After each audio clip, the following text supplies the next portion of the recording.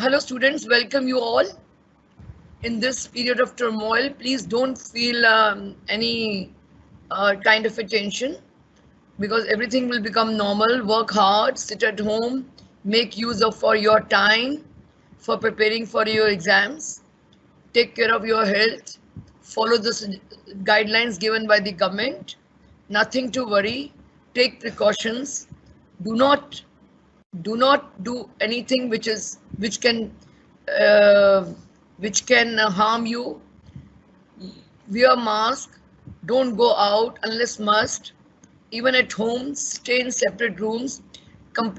Make social distance, keep a distance of 2 arms at least, because that is the need of the hour. You have to protect yourself and your family. You are young generation on whom the responsibility of the nation rests, and nobody should think that he is above from corona. Doesn't know any age, doesn't know any religion, and it does not know any other bad virus.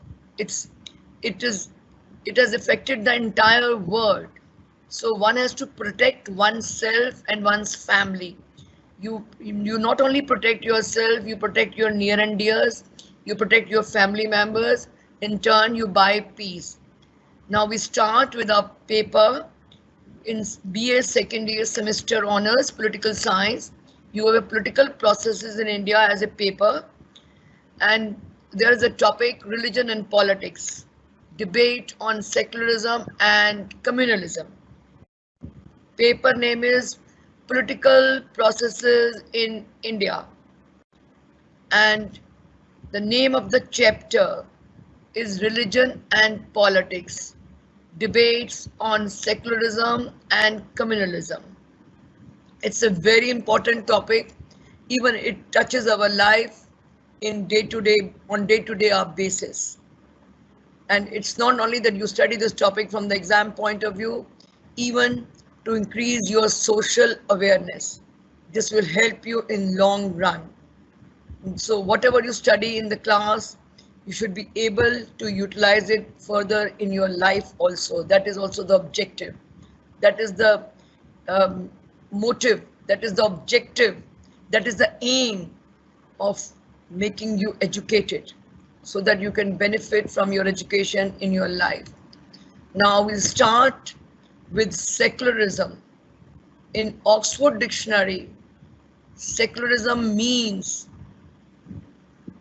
that secular human beings deal with worldly affairs, with word, and not with sacred, not with religion alone, not with religion.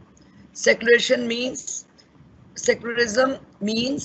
separation of state, politics, and other non-religious areas of life from religion. Secular means that state and religion should be separate. In countries like America, France, in Western countries, the state is separate from the religion. Complete separation of state and religion. They do not interfere between each other. State does not intervene in religious matters, and vice versa. State does not intervene in religious matters. State is not controlled by Pope. State is not controlled by religion of Christianity. State is not controlled by church. State is controlled by its constitution, and state at the same time does not interfere in the religious affairs of the various communities. And state does not intervene in the religious matters. State does not interfere in the religious matters. They're completely independent. And India is a secular state. It has no state religion, and state must be disassociated with any kind of religion. It is neutral towards all religion. India is a secular state. It has no state religion, and it believes in existence of all religions. It believes in respect for all religions. Indian culture over the years has taught Indian citizens to be tolerant, to be respectful towards all religions, non-interference in religious matters, respect for all religions, to treat all religions equally is the idea behind secularism in India. To provide equal respect to all religions, to be neutral towards all religions, and for the first time in the Indian Constitution's preamble, way back in 1976-77, the word secular has been inserted into our constitution, into our preamble, which reads as, "We, the people of India, having solemnly resolved to constitute India into a sovereign, socialist, secular, democratic republic."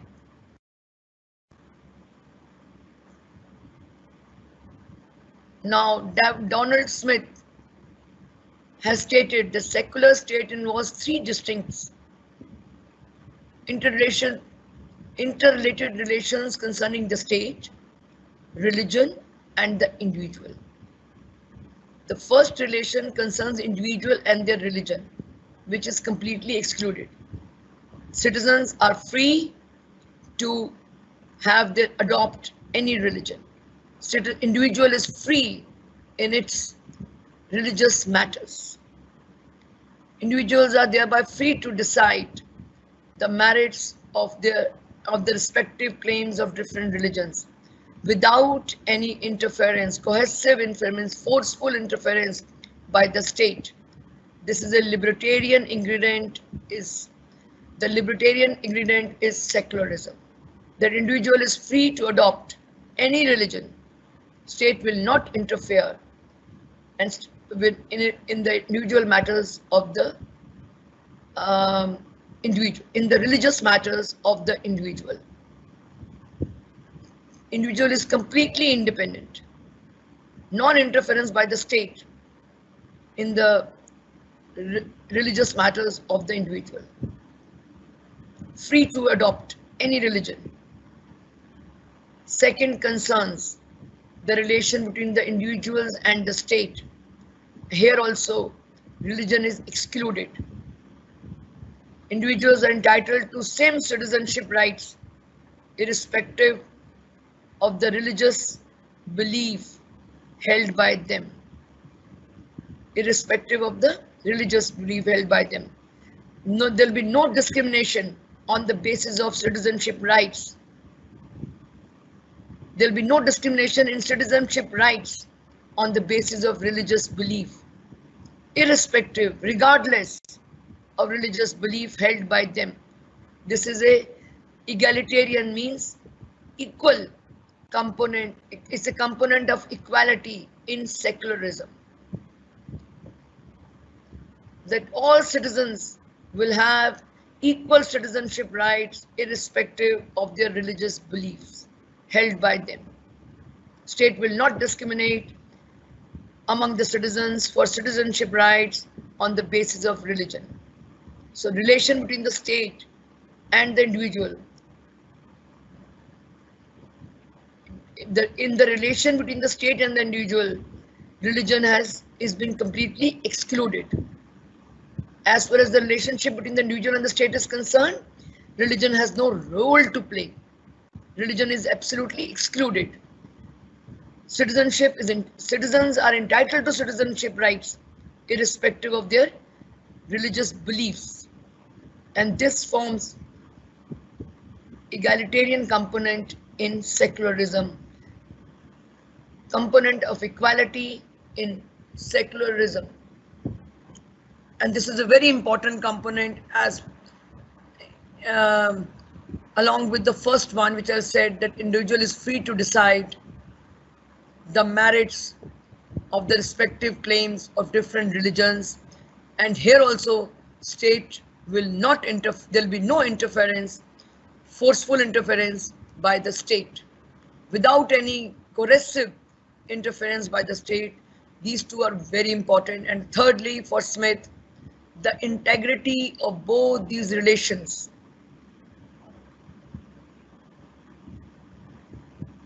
is dependent on another relation, that is third relation between the state and different religions.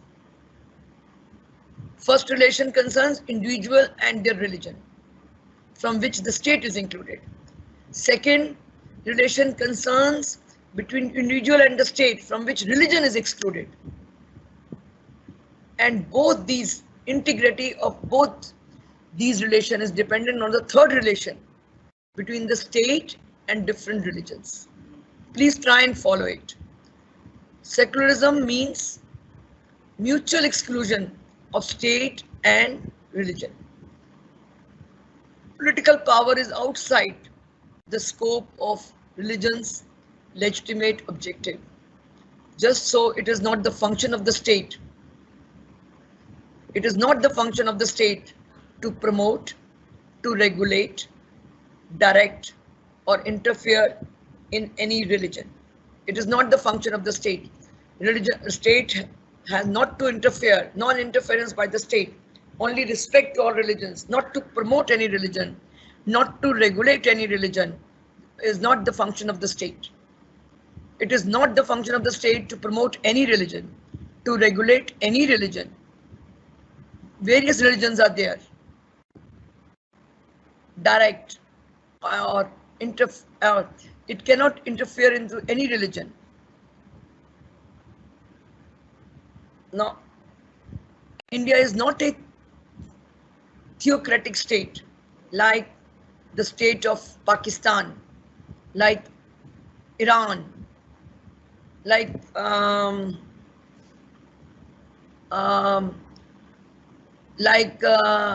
India is not a theocratic state. Unlike state Pakistan, unlike Iran, unlike Saudi Arabia, which are based on religion. Their laws are based on their religious books. Their laws are based on their religious books. Their administration runs on the basis of their religion. They are based on religion. They have a state religion, but India does not have a state religion. It is not a theocratic state. It is not administered on the basis of any religious book. It has its own constitution. The government of India runs its administration according to its constitution. And the constitution is not based on any religious books. It was drafted by Baba Sahib Ambedkar way back at the time of independence, and was adopted and implemented in 1940s. Was adopted in 1946 January and implemented from 1947. It is not run by any religious book. धर्मनिरपेक्षता का मतलब है कि भारत एक धर्मनिरपेक्ष देश है. इसका कोई अपना धर्म नहीं है. सब धर्म समान है और सब धर्मों को सम्मान देता है. हमारी भारतीय संस्कृति भी वर्षों से सब धर्मों के सम्मान की बात करती है. बाहर के देशों में, पश्चिमी देशों में स्टेट और रिलीजन को बिल्कुल अलग रखा गया है, जबकि और कोई उनमें आपस में इंटरफेरेंस नहीं है, हस्तक्षेप नहीं करेंगे और एक दूसरे के साथ कोई हस्तक्षेप नहीं करेंगे. स्टेट रिलीजन में नहीं करेगी, रिलीजन स्टेट में नहीं करेगा. अमेरिका में भी यही है, फ्रांस में भी यही है कि बिल्कुल राज्य को धर्म से अलग रखा गया है और दोनों आपस में किसी भी तरह का इंटरफेरेंस नहीं करेंगे. और इंडिविजुअल को और रिलीजन भी दोनों आपस में ये संबंध में राज्य कोई हस्तक्षेप नहीं करेगा. Individual is free to have religion, adopt religion of his own choice, free to decide the merits of different religions. अपना खुद तय करेगा कि उनको इसको किस में मेरिट्स नजर आती हैं, किस में अच्छाई नजर आती है, किस रिलीजन के अंदर. इसमें राज्य का कोई हस्तक्षेप नहीं रहेगा. दूसरा है कि राज्य और स्टेट के बीच में भी रिलीजन नहीं आएगा. धर्म कोई रोल नहीं निभाएगा, उसमें धर्म का कोई रोल नहीं है. जब राज्य सिटीजनशिप नागरिकता प्रदान करता है या नागरिक संबंधी अधिकार देता है नागरिक को, तो वो धर्म के आधार पर नहीं देगा. चाहे उसका कोई भी धर्म हो, उसमें भेदभाव नहीं करेगा. नागरिक अधिकार देते हुए कोई भी किसी भी तरह का धार्मिक विश्वास के आधार पर भेदभाव नहीं किया जाएगा. हमारा कोई अपना देश का, कोई स्टेट का कोई अपना धर्म नहीं है. कोई धर्म निरपेक्ष राज्य है. सब राज्यों का सम्मान करता है. सब राज्यों, सब धर्मों के अंदर रिलीजियस धार्मिक मामलों में कोई हस्तक्षेप नहीं करता है. भारत में तो बहुत सारे धर्म हैं, और ये जो दोनों संबंध हैं नागरिक और धर्म के बीच में या धर्म और राज्य के बीच में, ये डिपेंड करते हैं ऑन द थर्ड रिलेशन कि राज्य और बाकी धर्मों में, विभिन्न धर्मों में क्या संबंध है. तो इसमें यही है धर्म निरपेक्ष में कि राज्य और धर्म बिल्कुल अलग है. राज्य का ये काम नहीं है कि वो किसी धर्म को प्रमोट करे, उसका उत्थान करे, रेगुलेट करे या किसी धर्म में हस्तक्षेप करे. और हमारे संविधान में के प्रियम्बल में पहली बार धर्मनिरपेक्ष वर्ड को डाला गया है. स्वर्ण सिंह कमेटी रिपोर्ट बनी थी एक, जिसके बेस पे 42वां संशोधन हुआ 1976-1977 के अंदर. और इसमें जो शब्द है सेकुलर, उसको भारत की प्रस्तावना में डाला गया. और इसका मतलब ये नहीं है कि भारत के संविधान में पहले से कोई ऐसी व्यवस्था नहीं थी कि जो बताए कि भारत एक धर्मनिरपेक्ष राज्य है. हमारे संविधान के अंदर बहुत सारे ऐसे फीचर्स हैं जो बताते हैं कि, और संविधान जब से बना है, लागू हुआ है 1947 से, इसमें सारे कुछ फीचर्स हैं जो बताते हैं कि भारत एक धर्मनिरपेक्ष राज्य है. पूरी तरह से हमें, हमारे देश के नागरिकों को धार्मिक स्वतंत्रता दी गई है. किसी रिलीजन को इस्टेब्लिश नहीं करता है भारत का संविधान, भारत का राज्य. और किसी भी एक धर्म को दूसरे धर्म के प्रति प्रेफरेंस नहीं देता है. सिटीजन जो है वो कोई भी धर्म, नागरिक कोई भी धर्म, उसको ये अधिकार है कि वो कोई भी धर्म अपना सकता है. वो उस धर्म, हाँ, इवन जिस धर्म में वो पैदा हुआ है उसको भी छोड़कर वो कोई और धर्म भी अपना सकता है. और उसको, या किसी धर्म को वो रिजेक्ट भी कर सकता है, छोड़ भी सकता है. स्वतंत्रता मिली हुई है उसको, फ्रीडम है to embrace any religion of his choice. नागरिक किसी भी धर्म को अपना सकता है, यहाँ तक कि जिस धर्म में वो पैदा हुआ है उसको भी वो छोड़ सकता है और दूसरे धर्म को अपना सकता है. और राज्य धर्म के आधार पर जो भी इंटाइटलमेंट्स देता है नौकरी में या पढ़ाई के लिए, उनमें धर्म के आधार पर भेदभाव नहीं करता है. राज्य को कोई भेदभाव नहीं करेगा. Any discrimination is prohibited on grounds of religion to entitlements which are provided by the state. राज्य किसी भी प्रकार का कोई भेदभाव नहीं कर सकता धर्म के आधार पर. नागरिकों के बीच जो भी वो एंटाइटलमेंट्स नौकरी की सुविधा दे, नौकरियां दे, एजुकेशनल इंस्टीट्यूशंस में एडमिशन हो, धर्म के आधार पर कोई किसी तरह का भेदभाव राज्य नहीं करेगा। कंप्लीट रिलीजियस, धार्मिक स्वतंत्रता है नागरिक को। हर ग्रुप के, हर जो भी धार्मिक ग्रुप है उसके हर व्यक्ति को, उसके हर मेंबर को पूरी तरह से धार्मिक स्वतंत्रता है और किसी तरह का भेदभाव नहीं किया जाएगा किसी भी रिलीजियस ग्रुप्स के मेंबर्स के अंदर, किसी तरह का भी किसी को प्रेफरेंशियल ट्रीटमेंट नहीं दिया जाएगा कि एक दूसरे से बेहतर है। और हर व्यक्ति को, हर नागरिक को कोई भी धर्म अपनाने का की पूरी स्वतंत्रता है, किसी भी धर्म को अपना सकता है।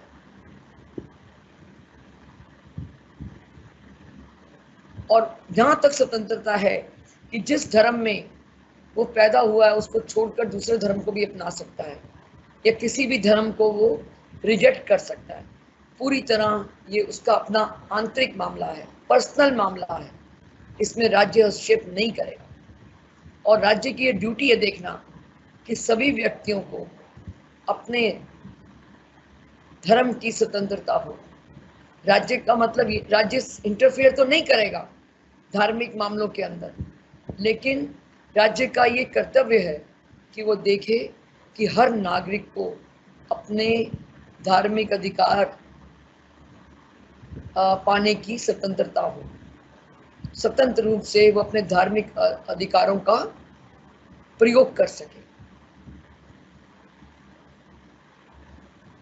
कोई भी इंटाइटलमेंट्स, कोई नौकरी, पब्लिक सर्विस, पब्लिक एम्प्लॉयमेंट अगर राज्य देता है तो राज्य किसी भी आधार पर नागरिकों के बीच कोई डिस्क्रिमिनेशन नहीं होगा। सब राज्य के प्रति, राज्य के समक्ष सभी सिटीजन, सभी नागरिक समान है उस नौकरी को पाने के लिए।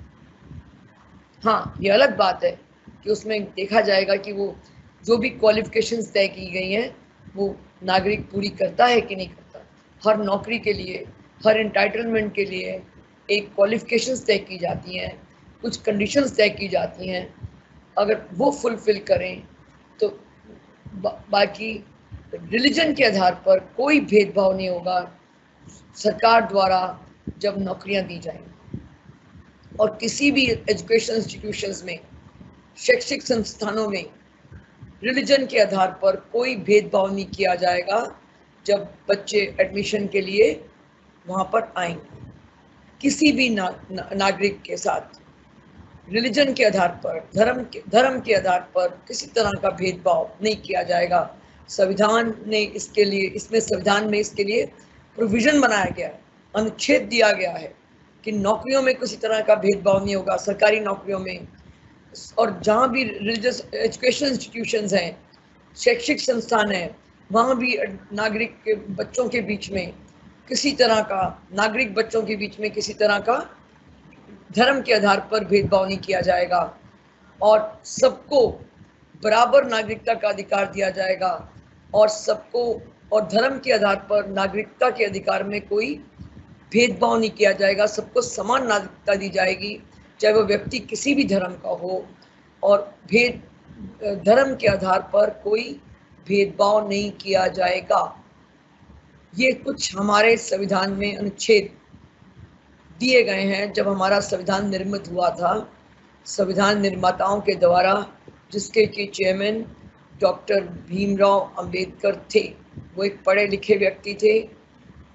उन्होंने हमारे स्वतंत्रता संग्राम में भी बहुत हिस्सा लिया, गांधी जी के साथ और बाकी स्वतंत्रता सेनानियों के साथ, राम मनोहर लोहिया के साथ, और पूरी तरह से वो हमारे स्वतंत्रता संग्राम से जुड़े हुए थे। और उनको सब तरह के अनुभव थे कि भारत किन किन चीज़ों से जूझ रहा है, किन किन मुसीबतों से, किन किन प्रॉब्लम्स से जूझ रहा है।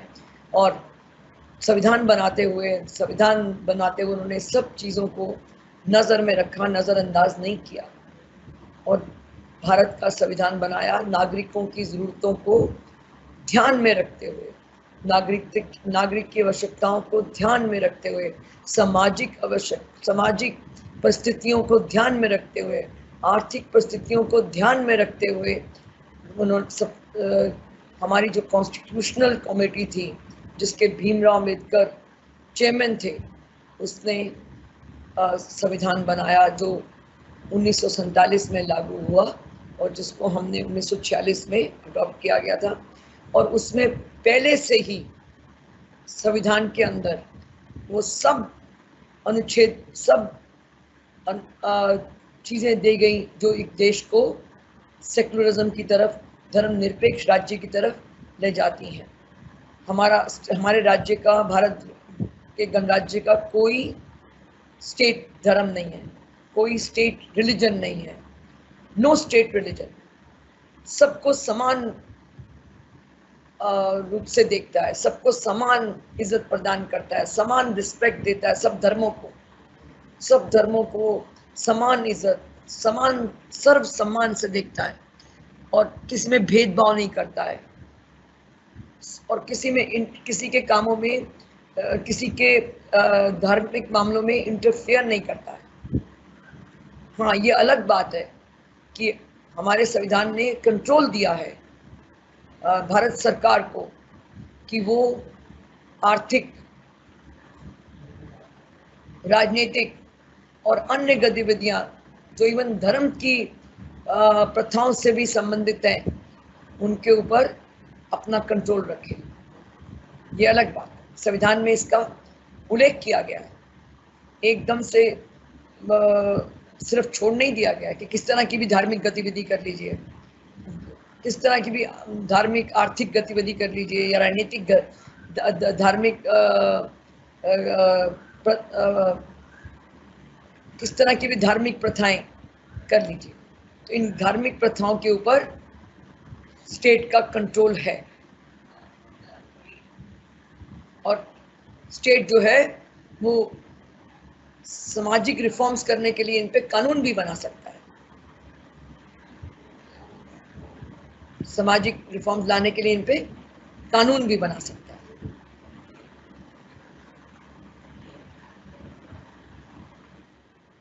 जैसा कि मैंने आपको बताया कि टर्म सेकुलर, ये जो शब्द है धर्मनिरपेक्ष, इसको पहली बार हमारे संविधान की प्रस्तावना में इसको जोड़ा गया 42वें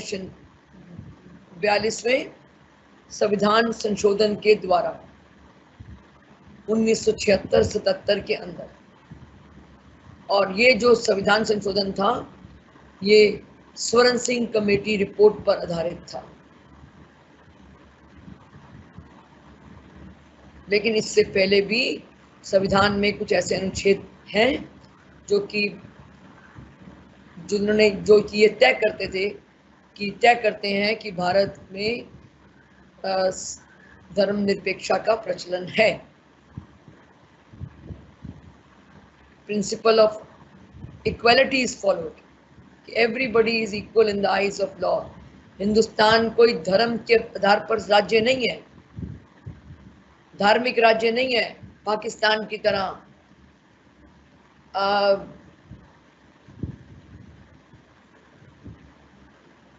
ईरान की तरह या सऊदी अरेबिया की तरह किसी धर्म पर नहीं आधारित है। हमारा राज्य किसी धर्म पर नहीं आधारित है, किसी धार्मिक किताब से इसका एडमिनिस्ट्रेशन नहीं चलता है।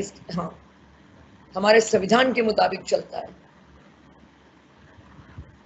और संविधान में सब नागरिकों को अपना स्वतंत्रता मिली है कि वो अपना पूर्ण रूप से धार्मिक स्वतंत्रता मिली है कि वो अपना धर्म चुन सकते हैं, किसी भी धर्म को वो अपना सकते हैं, यहाँ तक कि जिस धर्म में वो पैदा हुए हैं उसको छोड़कर दूसरे धर्म को भी अपना सकते हैं।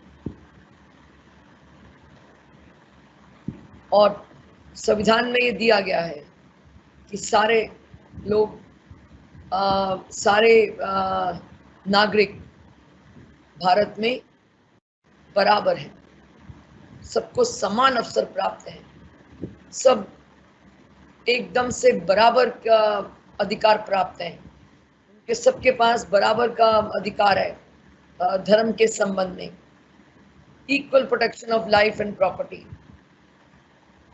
To all places of worship also, सब इक्वल ट्रीटमेंट मिलेगा, कंप्लीट टॉलरेंस है टुवर्ड्स ऑल रिलीजन्स, सब धर्मों को बराबर देखा जाएगा, किसी में हस्तक्षेप नहीं किया जाएगा, किसी सबकी तरफ बराबर टॉलरेंस से देखा जाएगा, सबको बराबर सर्व सम्मान दिया जाएगा टू ऑल, सब धार्मिक समुदायों को, सब धार्मिक ग्रुप्स को, सब धार्मिक ग्रुप्स की प्रॉपर्टी को प्रोटेक्ट किया जाएगा, लाइफ को प्रोटेक्ट किया जाएगा, उनके जहाँ भी धार्मिक स्थान है जहाँ वो पूजा पाठ करते हैं उन सबको, वो भी सब हमारे भारतीय धर्मनिरपेक्ष राज्य का हिस्सा हैं, और सब नागरिकों के पास रिलीजन, फेथ और बिलीफ की स्वतंत्रता है, सब नागरिकों के पास ये स्वतंत्रता है ऑफ रिलीजन, बिलीफ, वर्शिप, पूजा करने की, वर्शिप करने की, किसी भी धर्म में विश्वास करने की, किसी भी बिलीफ को अडॉप्ट करने की स्वतंत्रता है। आर्टिकल 14 में दिया गया है कि सब समानता का अधिकार,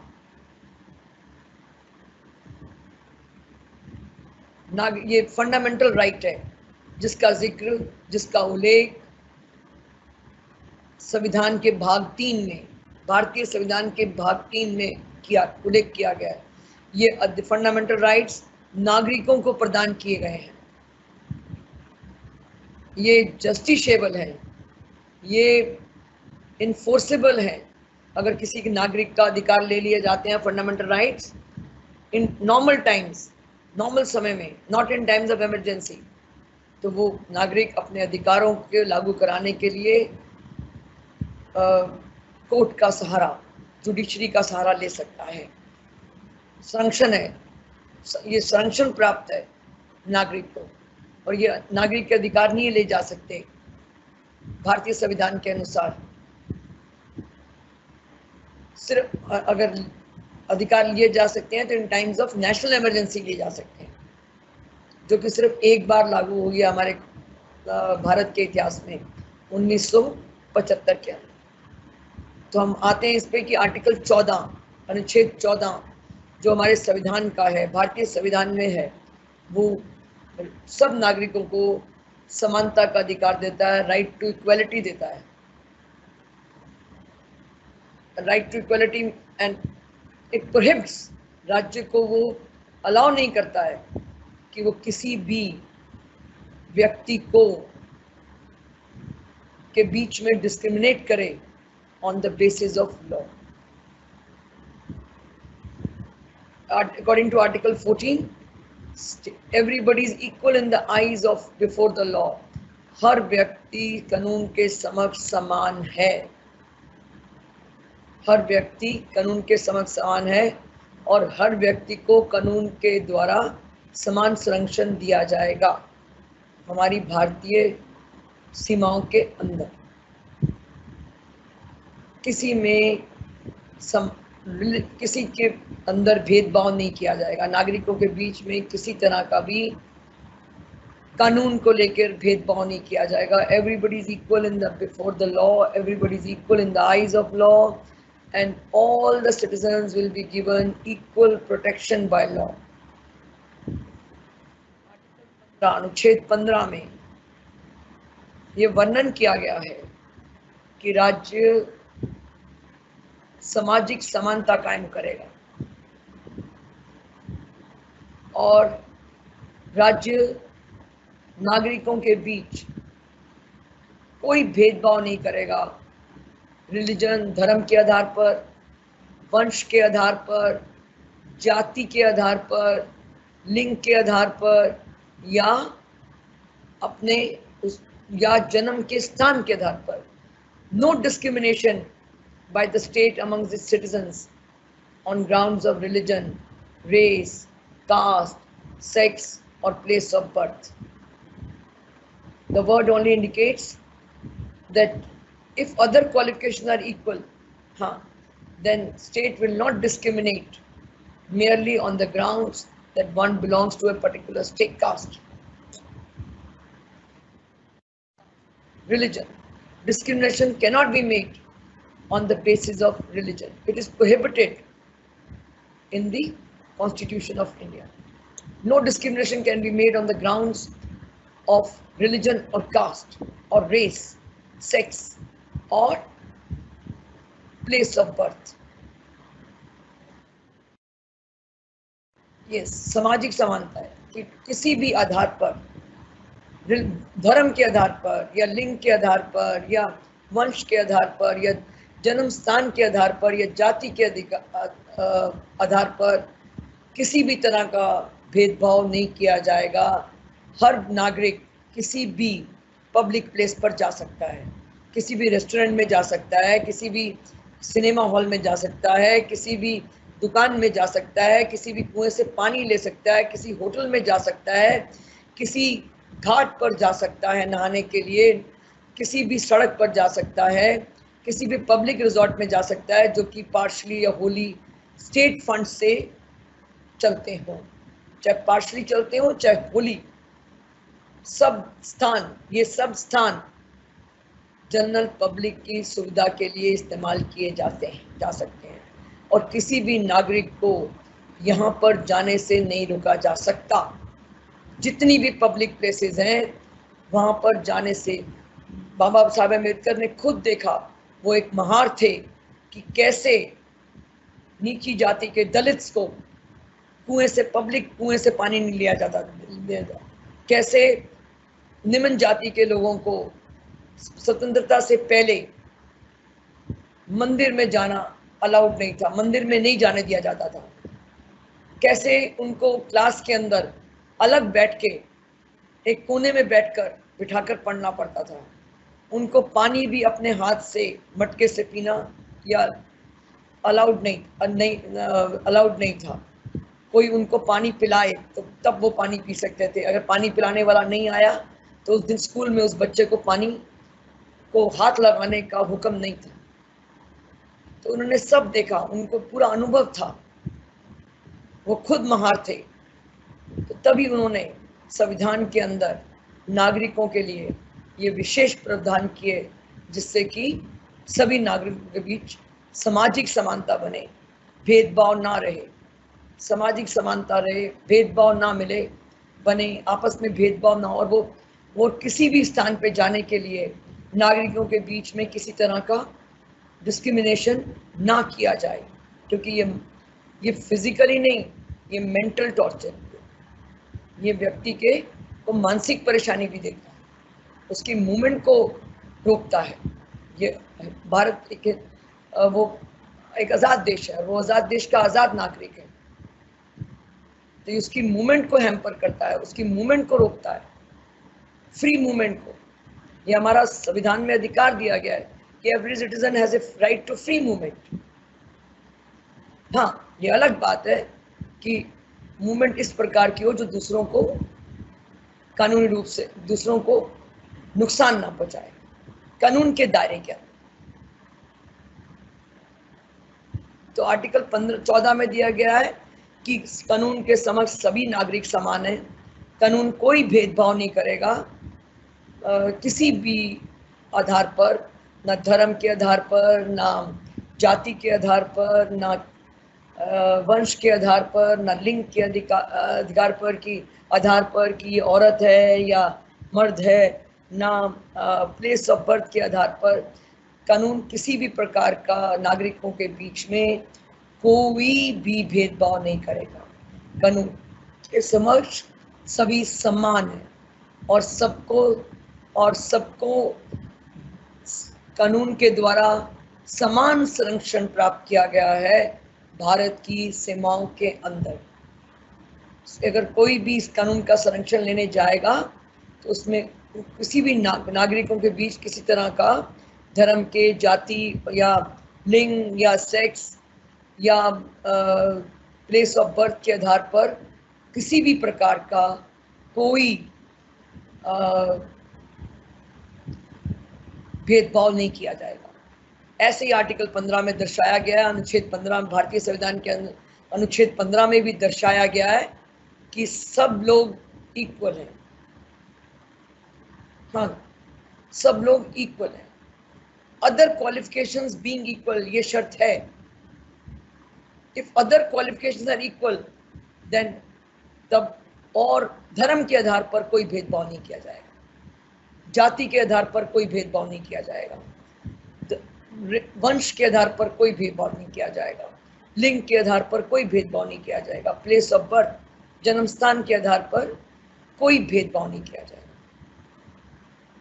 सभी नागरिक समाज में समान हैं और सभी को सामाजिक प्लेस में जाने का पूरा अधिकार है, पब्लिक प्लेस में जाने का पूरा अधिकार है, कोई भेदभाव नहीं किया जाएगा।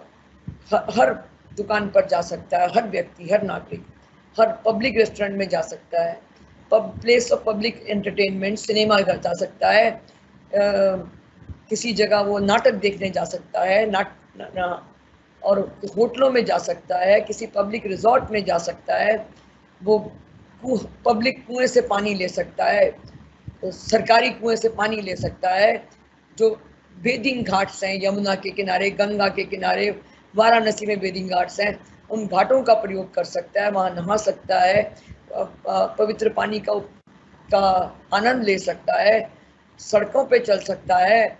और वो सब रिजॉर्ट जिनको कि सरकार के पैसे के द्वारा पूर्ण रूप से या आंशिक रूप से मेंटेन किया जाता है, they are dedicated to the use of general public. उन सब के इस्तेमाल को जनरल पब्लिक के लिए इजाज़त है, किसी को रोका नहीं जा सकता, किसी में भेदभाव नहीं किया जा सकता। ये कुछ अनुच्छेद हैं जो मैंने आपको बताए, अभी आगे और भी बताऊंगी कि किस तरह वो नागरिकों के बीच भेदभाव को रोकते हैं, धर्म के आधार पर, जाति के आधार पर, लिंग के आधार पर। यहाँ धर्म का बड़ा महत्व है, जहाँ तक कि हमारे इस टॉपिक का रिलीजन एंड पॉलिटिक्स का ताल्लुक है। अब आइए अगले अनुच्छेद पे चलते हैं। आर्टिकल 16, 16(1) एंड 16(2), अनुच्छेद 16(1), अनुच्छेद 16(2) कि सबको समान अवसर प्राप्त होने चाहिए सरकारी नौकरियों में, या जब सरकारी नियुक्तियां हों राज्य के द्वारा। राज्य किसी भी राज्य नागरिकों के बीच में किसी भी प्रकार का कोई भेदभाव नहीं करेगा नौकरियों और नियुक्तियों को लेकर।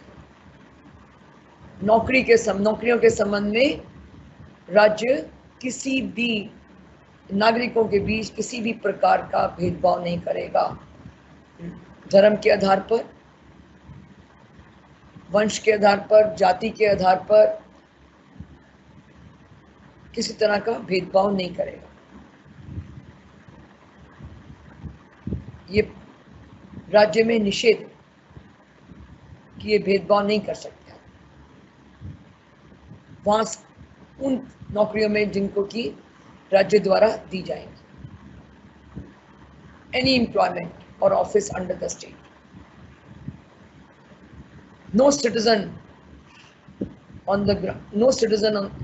on the ground of religion, race, caste shall be eligible for or discriminated against in respect of any employment or office under the state. पढ़िएगा आप भी इन चीज़ों को, सामने आप पढ़ सकते हैं, आप लोग भी पढ़िएगा इन चीज़ों को जो मैंने अनुच्छेद लिखे हैं, ताकि आपको इनका पढ़ने से आदमी का ज्ञान बढ़ता है।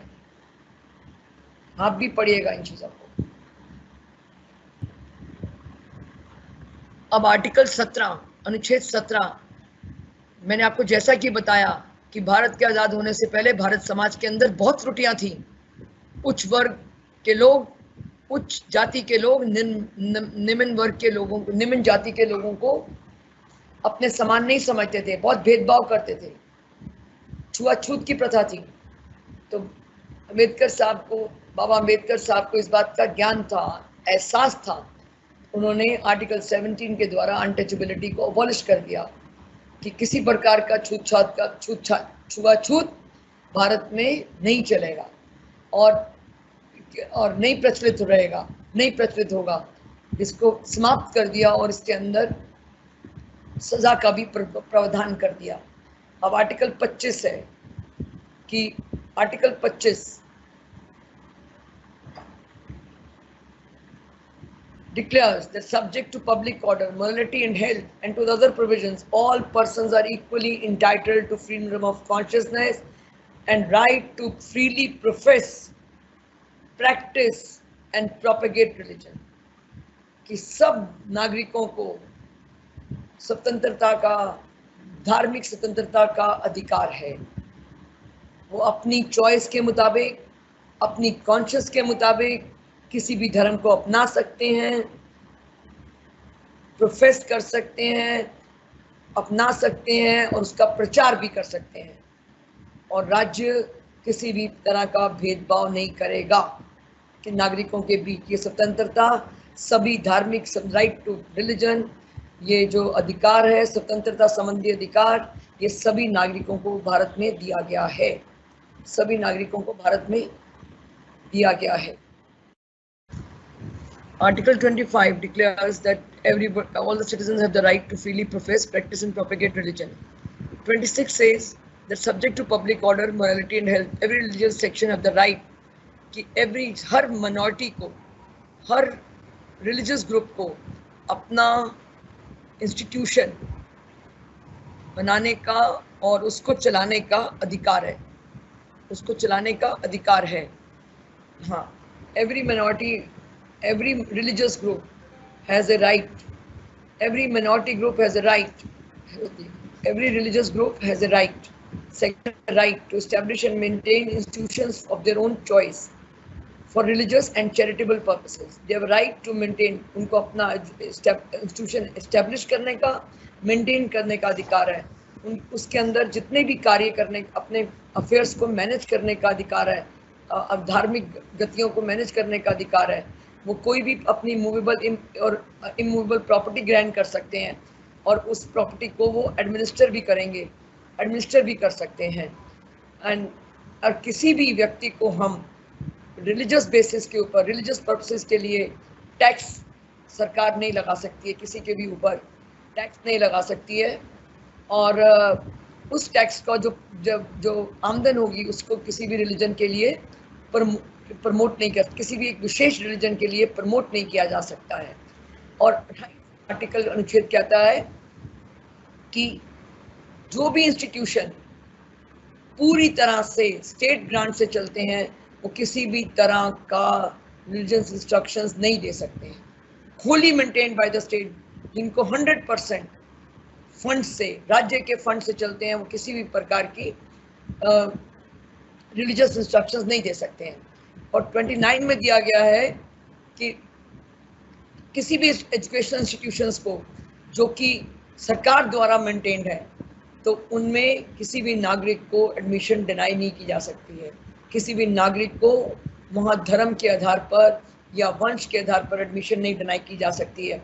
आर्टिकल 30 कहता है कि all minorities whether based on religion or language or the right to establish, कोई भी minority हो, कोई भी minority हो उसको, और रिलीजन के आधार पर या धर्म के आधार पर या लैंग्वेज के आधार पर, पहली बात तो ये कि हर minority जो कि रिलीजियस के आधार पर है उनको अपना इंस्टीट्यूशन बनाने का अधिकार है, उसको चलाने का भी अधिकार है और उस अपने सारे उस धर्म संबंधी कार्य, उसकी प्रॉपर्टी बनाने का, इमूवेबल प्रॉपर्टी बनाने का, अपने धार्मिक स्थान को चलाने का उनको पूरी तरह से अधिकार है। लेकिन जो धार्मिक संस्था इंस्टीट्यूशंस सरकार के पैसे से, पूरी तरह सरकार के पैसे पर निर्भर है, 100% Holi maintained by the funds of the state, जो पूरी तरह सरकार के पैसे से चलाए जाते हैं, उनमें किसी तरह का धार्मिक एजुकेशन नहीं दी जा सकती, धार्मिक शिक्षा नहीं दी जा सकती। और किसी भी एजुकेशनल इंस्टीट्यूशन शैक्षिक संस्थान के अंदर धर्म के आधार पर किसी भी व्यक्ति बच्चे को नागरिक को एडमिशन नहीं मना की जा सकती है। ऐसे ही कोई भी मिनॉरिटी हो, कोई भी अल्पसंख्यक ग्रुप हो, आर्टिकल अनुच्छेद 30(1) में कहा गया है, संविधान के अंदर उल्लेख किया गया है कि कोई भी अल्पसंख्यक ग्रुप, चाहे वो धर्म पे आधारित हो, चाहे वो भाषा पे आधारित हो, उसको अपना कोई भी एजुकेशनल इंस्टीट्यूशन शैक्षिक संस्थान चलाने का, बनाने का और चलाने का पूरा अधिकार है।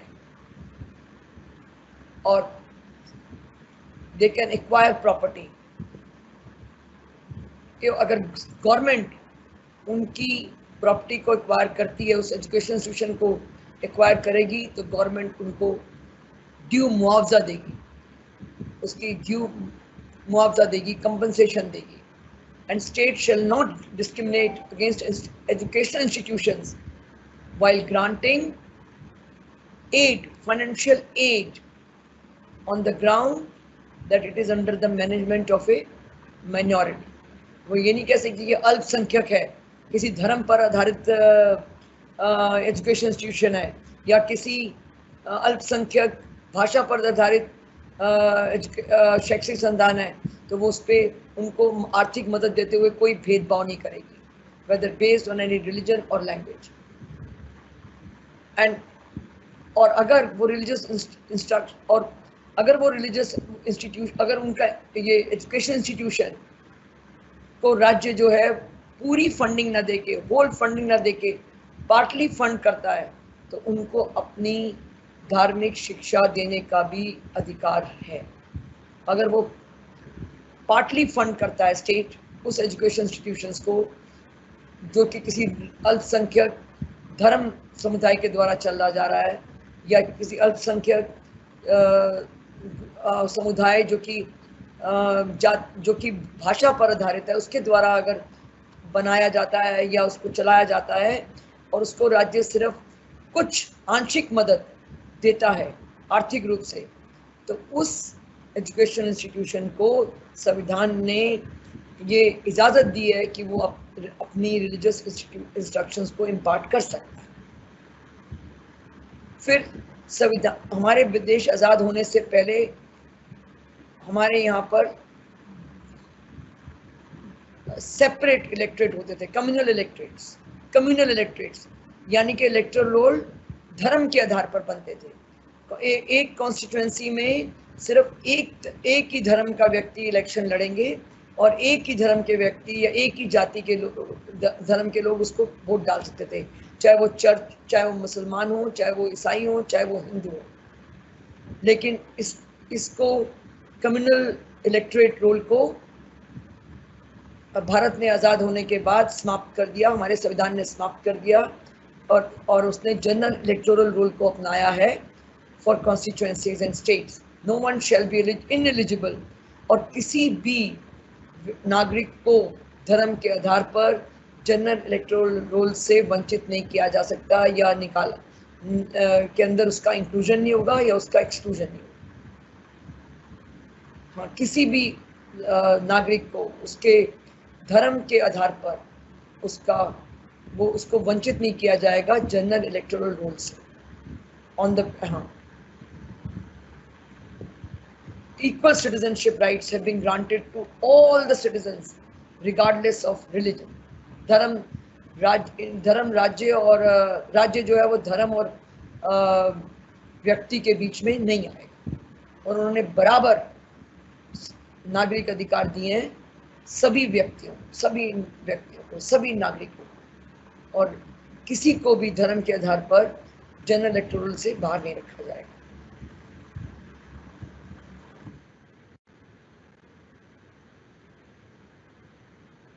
नोट करेगा आर्टिकल 15, 16, 25, 29, 2, 325, 27, 28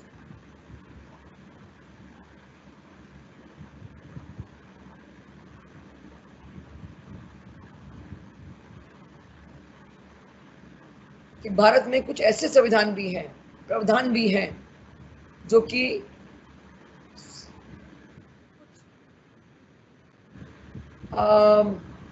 सेक्युलर क्रेडेंशियल्स को वॉलेट भी करते हैं।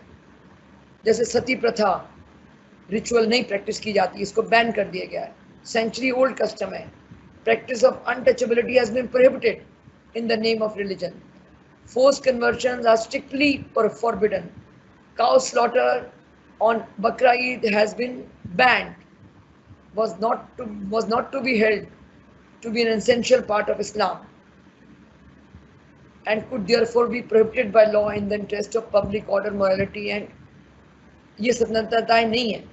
While the other hand, the grant of minority rights were accompanied by a special concession by virtue of which they could retain their own personal laws, जैसे कि मुस्लिम law है polygamy का था, जिसको कि अब प्रैक्टिस ऑफ पॉलीगैमी को ख़त्म कर दिया गया है, 3 तलाक को भी समाप्त कर दिया गया है, 3 तलाक को भी समाप्त कर दिया गया है। और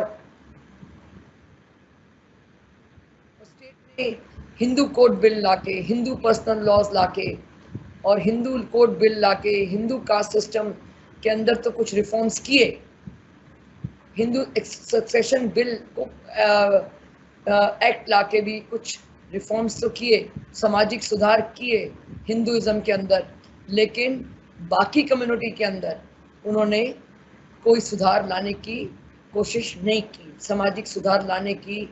बाकी जो और जैसे कि इस्लाम में या क्रिश्चियनिटी में उन्होंने कोई सुधार लाने की कोशिश नहीं की। अभी हाल ही में 3 तलाक का मसला समाप्त कर दिया गया है भारत के पार्लियामेंट के द्वारा कानून बनाकर। हाँ, ऐसा कहा जाता है कि state was not concern with कि भारत ने, हमारे राज्य ने सामाजिक सुधार लाने की, सामाजिक रिफॉर्म्स लाने की मुस्लिम कम्युनिटी के अंदर या मुस्लिम वुमेन के लिए ज़्यादा काम नहीं किया। सेक्युलरिज्म के ना, हाँ, और लेकिन हिंदुज़म में किया, लेकिन यहाँ पर इन्होंने 65 साल तक कोई ज़्यादा विशेष रूप से कोई काम करने का एफर्ट नहीं किया।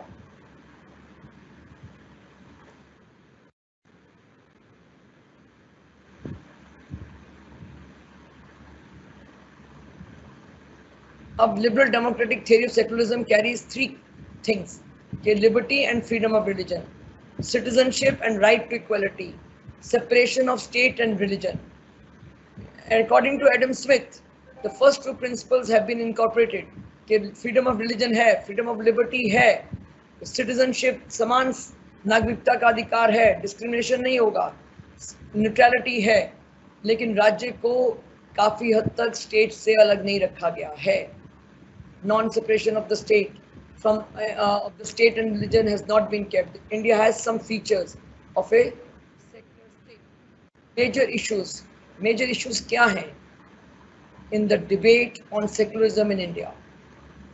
ये भी तो है कि आपने लिबर्टी को रखा है, फ्रीडम ऑफ रिलीजन है, लिबर्टी है, संविधान के अंदर अधिकार दिया गया है, संविधान के अंदर लिबर्टी का अधिकार दिया गया है, संविधान के अंदर आपको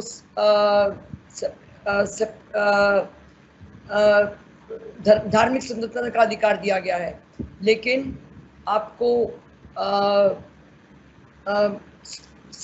non separation of the state and religion कुछ हद तक नहीं है। ये ऐसा कहा जाता है। ये कोर प्रॉब्लम है। Indian secularism lies in non separation of the state and religion. Therefore, India has some features of a secular state कि liberty है और freedom है, citizenship and right to equality है। अब क्या major issues हैं in the debate on secularism in India? Major issues ये हैं कि how our understanding, भारत की जो समझ है धर्मनिरपेक्षता को लेकर, वो पश्चिमी देशों के विचारों से, जो पश्चिमी देश के धर्मनिरपेक्ष संबंधित विचार हैं उनसे कैसे अलग है, समझना ये होगा। ये एक मेजर इशू है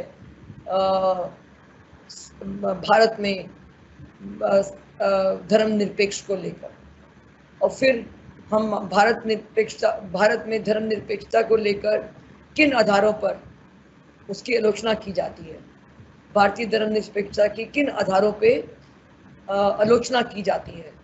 और तीसरा है कि भारत एक में बहुत सारी कम्युनिटीज़ हैं, बहुत सारे रिलीजन हैं, बहुत सारी कम्युनिटीज़ हैं, बहुत सारे रिलीजन हैं, उनमें कैसे समन्वय स्थापित किया जाए, उनमें कैसे समन्वय स्थापित किया जाए, क्योंकि India is a multi religious state, is a multilingual state. और हम भारत में हमेशा, भारतीय संस्कृति में हमेशा सर्व सम्मान की बात की है, सभी धर्मों के सर्व सम्मान की बात की गई है, सभी धर्मों की तरफ प्रति जो है वो टॉलरेंस की बात की गई है, सभी धर्मों के प्रति रिस्पेक्ट की बात की गई है। लेकिन फिर भी हम देखते हैं कि इनके अंदर कुछ ना कुछ तरह से हमारे यहाँ कुछ ना कुछ वाद विवाद धर्म को लेकर विभिन्न सामाजिक समुदायों में चलता रहता है। तो प्रश्न, ये कुछ मुद्दे हैं जो कि धर्मनिरपेक्षता के संबंध में के समक्ष खड़े हैं कि हमारा जो धर्मनिरपेक्षता का जो सोच है वो पश्चिमी देशों की सोच से कैसे अलग है, और हमारे भारत में जो धर्मनिरपेक्षता का जो विचार है उसको किस किस बेस पे क्रिटिसाइज किया जाता है, कि उसकी आलोचना किस बेस पे की जा रही है, किस बेसिस पे उसकी आलोचना की जाती है, कि क्या भारत एक धर्मनिरपेक्ष देश है कि नहीं है, इसकी किस बेस पे आलोचना की जाती है, क्या बेसिस है भारत में धर्मनिरपेक्षता की आलोचना का। और तीसरा है कि भारत एक मल्टीलिंगुअल मल्टी रिलीजियस स्टेट है, बहुत सारे यहाँ पर धार्मिक ग्रुप हैं, बहुत सारी यहाँ पर लिंग्विस्टिक ग्रुप है, भाषीय ग्रुप हैं, अल्पसंख्यक ग्रुप समुदाय हैं, बहुत सारे अल्पसंख्यक धार्मिक समुदाय हैं, और इन सब समुदायों के अंदर कैसे समन्वय स्थापित किया जाए, क्या हमें इसमें इनकी सोच बदलनी होगी, विचार बदलने होंगे, और तभी भारत एक विकसित देश बन सकता है, तभी भारत एक संपूर्ण नेशन बन सकता है, एक डेवलप्ड कंट्री बन सकता है, एक प्रगतिशील देश बन सकता है। तो जब वो तभी बन सकता है जब पीस होगा समाज के अंदर, जब सभी वर्गों के लोग, सभी समुदायों के लोग, सभी विभिन्न प्रकार के समुदायों के लोग, विभिन्न जातीय समुदायों के लोग, विभिन्न धार्मिक समुदाय के लोग अपने धर्मों को अपने धर्मों से सीख लेकर, और इन धर्म गुरु जो हैं वो अपने समाज सब समुदायों के लोगों, अपने अपने समुदाय के लोगों को ये समझाएं कि हमें छोटे मोटे डिफरेंसेस को त्याग कर एकजुट होकर भाई बंदी की राजनीति से, बंधुत्व से, एक फेलो फीलिंग से, एक आपसी भाईचारे से मिलकर देश में रहना चाहिए और देश को आगे बढ़ाना चाहिए, देश की प्रगति के लिए कार्य करना चाहिए, देश की प्रगति के लिए कार्य करना चाहिए। अब सवाल ये है कि हाउ हमारी जो अंडरस्टैंडिंग है वो सेकुलरिज्म की, वो वेस्टर्न आइडिया ऑफ सेकुलरिज्म से कैसे विभिन्न है, दो प्रकार से विभिन्न है। जो हमारी धर्मनिरपेक्षता की सोच है और जो वेस्टर्न सेकुलरिज्म की सोच है वो दो प्रकार से भिन्न है। एक तो यह है कि पश्चिमी देशों में, अमेरिका और फ्रांस जैसे देश में बिल्कुल राज्य और धर्म अलग है, एक दूसरे में कोई हस्तक्षेप नहीं करते हैं, किसी तरह का इंटरफेरेंस नहीं करते हैं। हाँ, ये जरूर तय करते हैं कि हर व्यक्ति को अपना धर्म अपनाने की पूर्ण रूप से स्वतंत्रता हो, ये जरूर निश्चित करते हैं। लेकिन राज्य और धर्म एकदम कंप्लीटली अलग है, डिसएसोसिएटेड है, उनमें आपस में कोई संबंध नहीं है। राज्य जो है वो अपने संविधान के मुताबिक चलाया जाता है, किसी चर्च के द्वारा नहीं, किसी पोप के द्वारा नहीं, किसी ईसाई धर्म के द्वारा नहीं, किसी मुस्लिम धर्म के द्वारा नहीं, किसी ईसाई धर्म के द्वारा नहीं चलाया जाता है, किसी चर्च के द्वारा अधीन नहीं है, किसी पोप के अधीन नहीं है। वो इंडिपेंडेंट अपने संविधान के मुताबिक चलता है।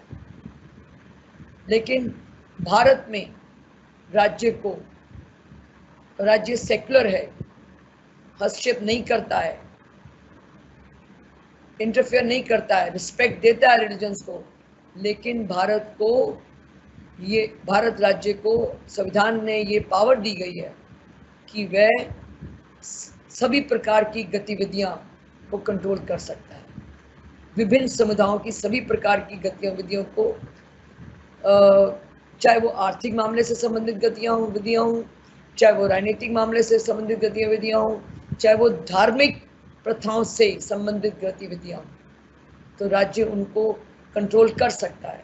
उन राज्य को उन पर कानून बनाने की शक्ति दी गई है संविधान के द्वारा, जैसे कि हिंदू कोड बिल और हिंदू सक्सेशन एक्ट बनाया गया है सामाजिक सुधार लाने के लिए विभिन्न धर्मों के अंदर, हिंदुज़म विभिन्न धर्मों के अंदर सामाजिक सुधार लाने के लिए वो कानून बना सकता है। तो स्टेट इंटरफेयर कर सकती है, has power to control economic, political, other activities, including various communities, in order to bring social reforms,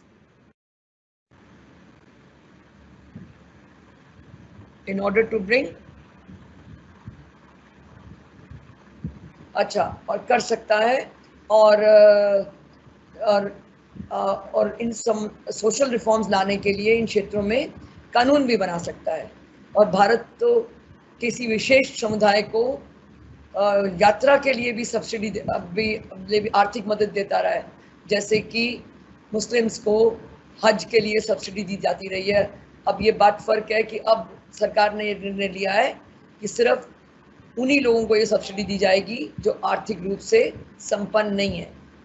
और दूसरा इसमें ये है कि हमारे मुल्क के अंदर, हमारे देश के अंदर सभी मिनॉरिटीज़ को जो कि धर्म पे आधारित हैं या जाति पर आधारित हैं, उनको अपने इंस्टीट्यूशन को कायम करने का, एडमिनिस्टर करने का, इस्टेब्लिश करने का, एजुकेशनल इंस्टीट्यूशन को कायम करने का, इस्टेब्लिश करने का, एडमिनिस्टर करने का, उसको चलाने का पूरा अधिकार है।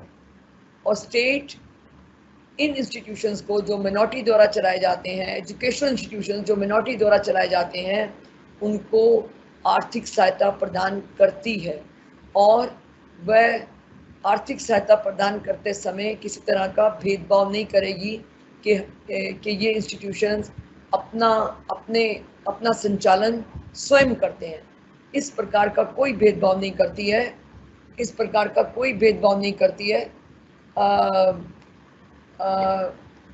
ग्रांट एंड एड देते समय, इस प्रकार का कोई भेदभाव नहीं करती है ग्रांट एंड एड देते समय, कि उनको ग्रांट एंड एड तो देगी जो भी मिनॉरिटी एजुकेशनल इंस्टीट्यूशंस हैं जो कि धर्म पर आधारित हैं या लैंग्वेज पर आधारित हैं, क्योंकि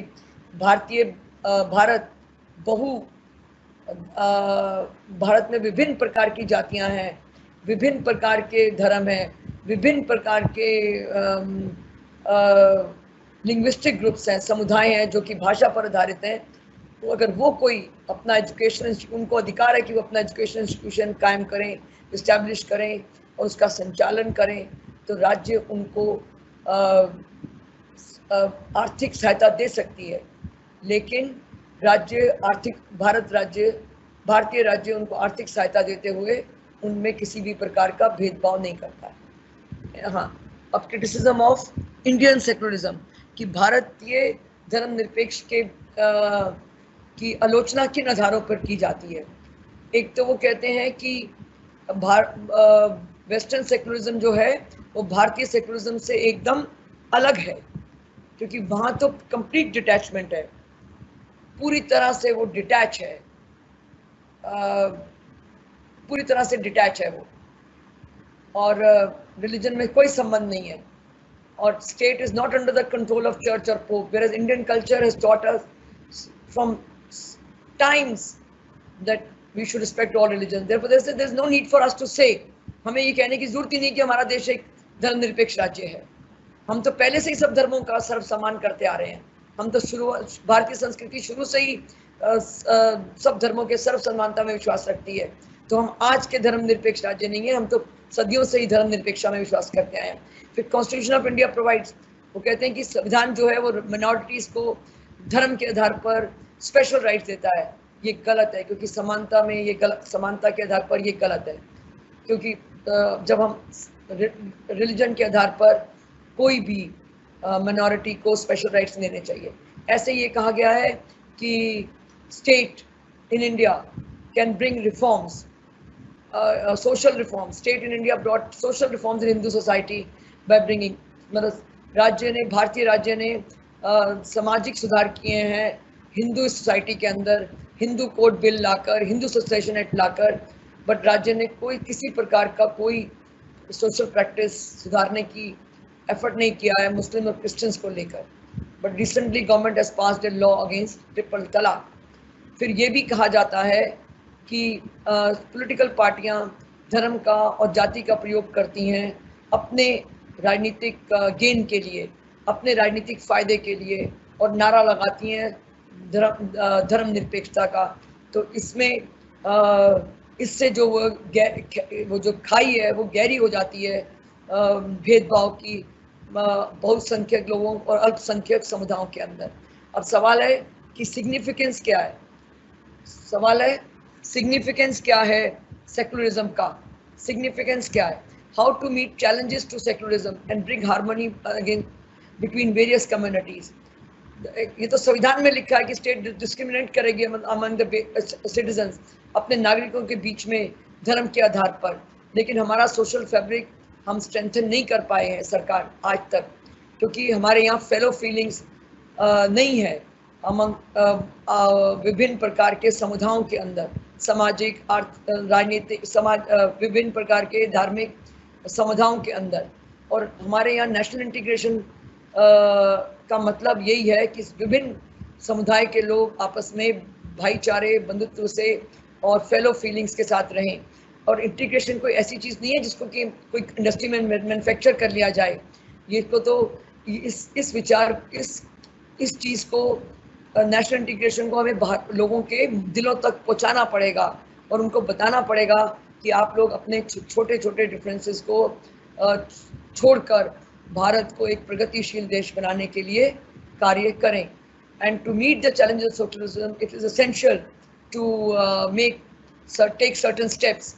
First, it is the duty of the political parties to give up the policy of using religion and caste, कि वो रिलीजन और कास्ट के बेसिस के ऊपर डिफरेंट कम्युनिटीज़ को डिवाइड करने की नीति को त्याग दें।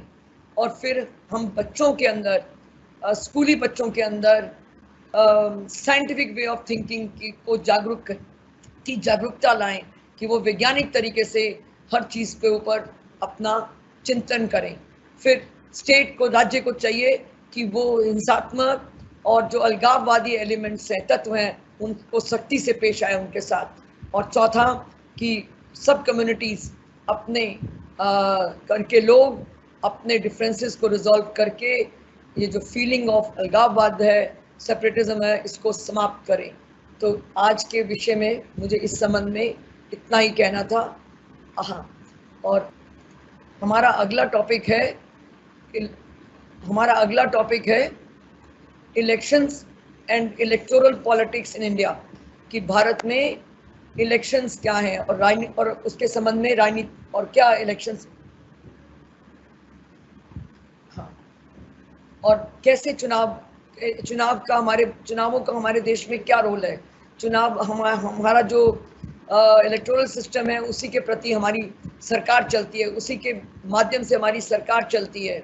और पीरियोडिक इलेक्शंस होते हैं, पार्लियामेंट्री सिस्टम ऑफ गवर्नमेंट है, और इसमें रेगुलर, हम संविधान में रेगुलर, फ्री और फेयर इलेक्शन का प्रावधान दिया गया है।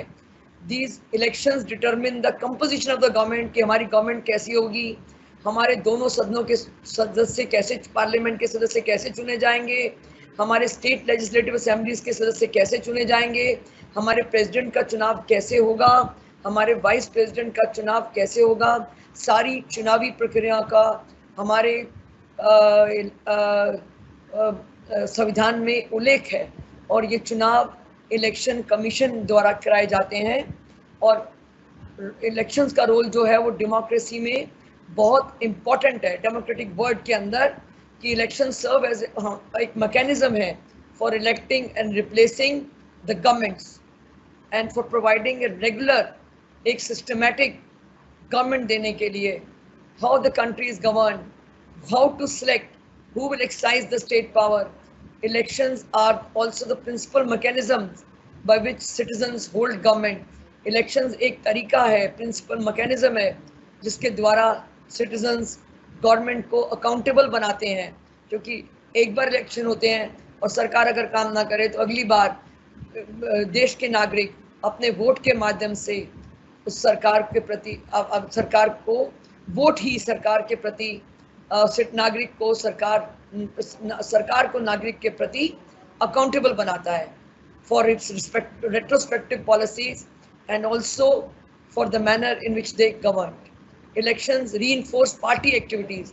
इलेक्शंस बताते हैं कि पार्टी की क्या एक्टिविटी थी, क्या होंगी.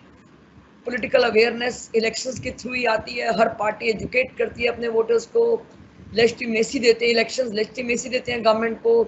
इलेक्शंस के द्वारा ही वोटर्स को एजुकेट किया जाता है, पॉलिटिकल अवेयरनेस लाई जाती है, पार्टी एक्टिविटीज़ को इन्फोर्स किया जाता है, and they are the core institutions in democratic पॉलिटीज.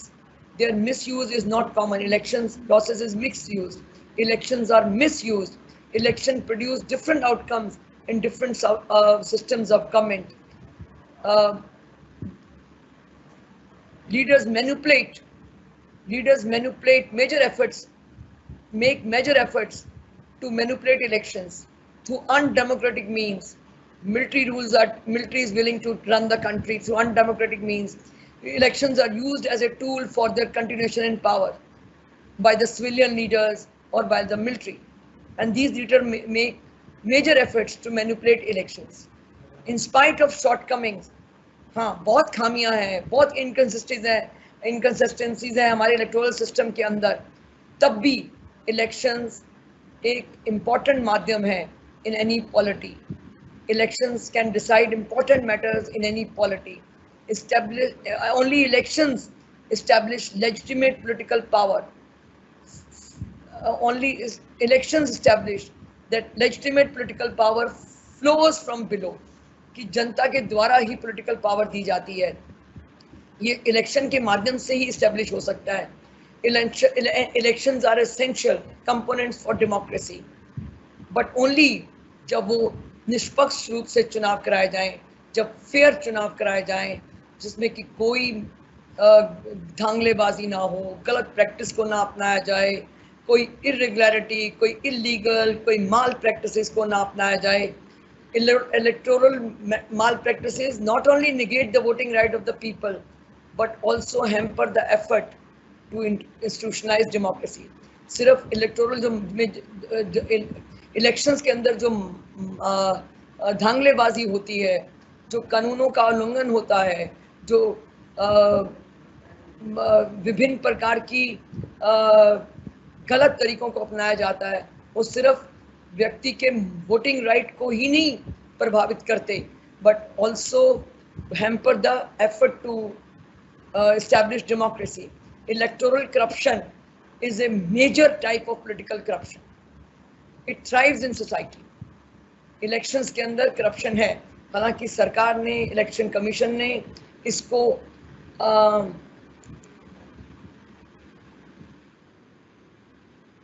अपनाने के लिए, इसको समाप्त करने के लिए बहुत सालों से बहुत सारे कोशिशें भी की हैं, और ये कोशिशें निरंतर जारी भी हैं. और इलेक्टोरल करप्शन एक बहुत इम्पॉर्टेंट मुद्दा है पॉलिटिकल करप्शन का. It thrives in society in which degree of political and administrative morality is low, क्योंकि हमारे यहाँ पर अभी एथिक्स और मोरालिटी इतने ज़्यादा रूप से उच्च स्थान नहीं लिए हुए हैं, लो हैं. Necessity of A transparent electoral system is very important, और इस दिशा में भी काफ़ी इलेक्शन कमीशन ने स्टेप्स उठाए हैं. प्री रिक्विजिट, ये किसी भी ट्रांसपेरेंट इलेक्टोरल सिस्टम जो है वो बहुत आवश्यक है for present day democratic practice in both developed and developing countries. Electoral corruption influences the consolidation of democracy. It negatively influences the consolidation of democracy. बुरा असर डालती है डेमोक्रेसी के ऊपर, हमारी पॉलिटिकल सिस्टम के ऊपर. Government claim to be democratic, लेकिन but they manipulate elections to clinch to power. हर तरह से वो हर साम माप ढंग से वो हर चीज़ का प्रयोग करते हैं ताकि वो सत्ता में बने रहें.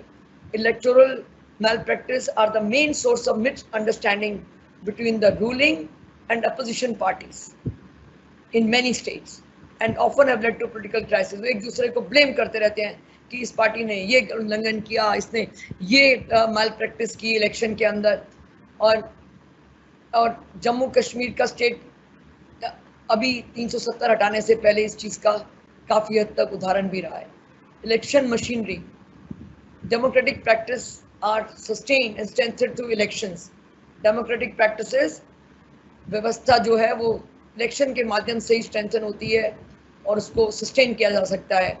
And authority of the conducting elections is vested with the independent body, impartial body, competent body.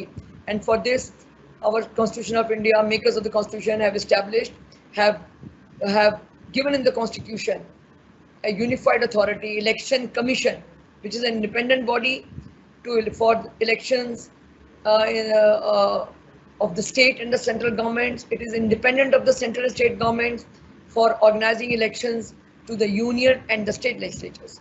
Election Commission has been entrusted the task. इसको ये संविधान के द्वारा ये पावर दी गई है, ये शक्ति दी गई है कि वो संघ के और राज्य के चुनाव के व्यवस्था पालिका के चुनाव कराए. Powers of the it's independent body, it's independent of the state, it's independent of the central government, it's independent of the state government. और ये इलेक्शन कमीशन का प्रावधान संविधान के द्वारा ही हमारे संविधान में, संविधान निर्माताओं के द्वारा ही हमारे संविधान में दिया गया है. और इनकी एडजुडिकेटिव पावर्स भी हैं और लेजिस्लेटिव पावर्स भी हैं, एडमिनिस्ट्रेटिव पावर्स भी हैं और मार्जिनली एडजुडिकेटिव पावर्स भी हैं. अगर इलेक्शन संबंधित कोई मुद्दा उठता है तो उसका निर्णय भी इलेक्शन कमीशन करता है. इस triple powers have been exercised without ever being objected by the judiciary. ये तीन तरह की जो शक्तियां हैं, इस पे कभी भी जुडिशरी ने सवाल नहीं उठाया हमारी इंडियन जुडिशरी में. हाँ, earlier it was a single member commission, but now after 1933 it has been enlarged with the importance of appointment of, लेकिन इसमें दो और इलेक्शन कमिश्नर्स अपॉइंट किए गए हैं. पहले एक ही इलेक्शन कमिश्नर का प्रावधान था, लेकिन अब दो लोगों को और इलेक्शन कमिश्नर्स को अपॉइंट किया गया है इन अक्टूबर 1993 से. और प्रेसिडेंट अपॉइंट करता है चीफ इलेक्शन कमिश्नर को और बाकी इलेक्शन कमिश्नर्स को प्रेसिडेंट अपॉइंट करता है. और the advice of the committee comprising president appoints the members of the EC and the chief election commissioner on the advice of the committee comprising the leader of the opposition, the Lok Sabha, Prime Minister and Chief Justice of India. एक committee बनती है जो कि president को advice करेगी regarding the appointment, ये नियुक्ति संबंधी चीफ इलेक्शन कमिश्नर की और बाकी दो इलेक्शन कमिश्नर्स की नियुक्ति संबंधी एडवाइस करेगी ये कमेटी, जिसमें कि एक opposition leader of the opposition होता है लोकसभा का, एक प्रधानमंत्री और एक chief justice of India.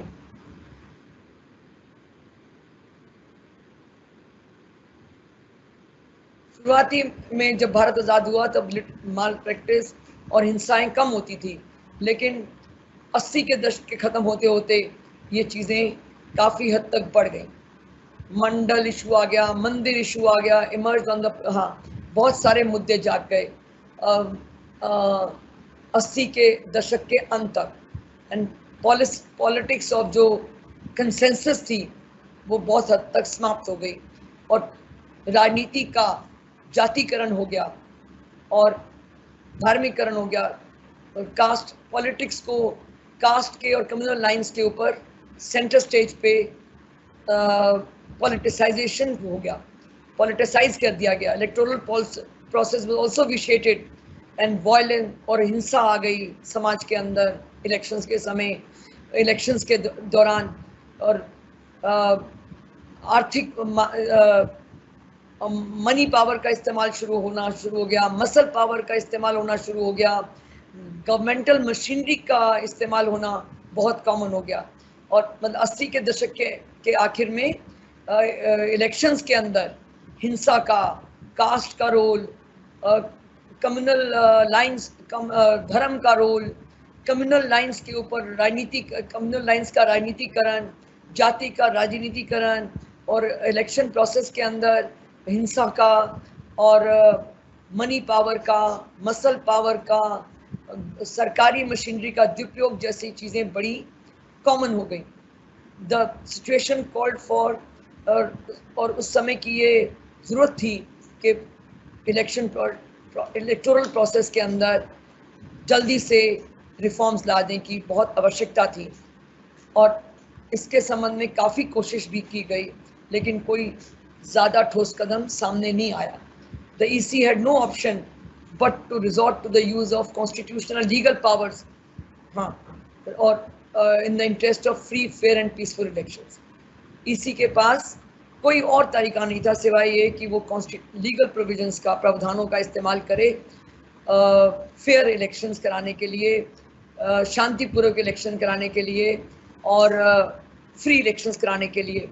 It fought many battles in the court, apex court of the country, against forces which were inimical to the healthy democratic development. और इस संबंध में काफ़ी लड़ाइयाँ लड़ी गई apex court के अंदर। Election Commission, many battles were fought. It fought many battles. Elections in India, an exercise on massive scale. Elections are the great public ceremonies of Indian life. Elections are massive spectacles mobilizing millions of people, क्योंकि भारत एक बहुत विशाल देश है और बड़ी ज़्यादा जनसंख्या है। तो इसमें इलेक्शन के दौरान लार्ज स्केल पे, मैसिव स्केल पे लोगों को मोबिलाइज किया जाता है इनटू द पॉलिटिकल प्रोसेस, कि लोग इलेक्शन में अपना पार्टिसिपेट करें, अपना वोट दें, उनको पॉलिटिकल पार्टीज़ के प्रति जागरूक किया जाता है, और पॉलिटिकल पार्टीज़ नागरिकों को लुभाने की कोशिश करती हैं, बताती हैं कि उनके क्या विचार हैं, उनकी क्या नीतियां हैं, वो देश के लिए क्या कार्य करेंगी और पहले वो काम क्यों नहीं कर पाई इस संबंधी, इसके बारे में भी बताती हैं। और सारी पॉपुलेशन को एक्साइटमेंट भी होती है, एक बड़े उत्सव के रूप में ये होता है।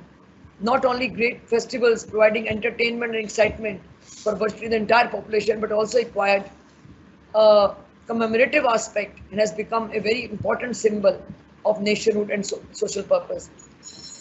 Elections tend to be complex, बड़े complex events हैं, since they involve individuals and collective decisions. इनमें व्यक्तिगत और सामूहिक फैसले लिए जाते हैं, which affect the entire population, which infect the entire total political and social processes.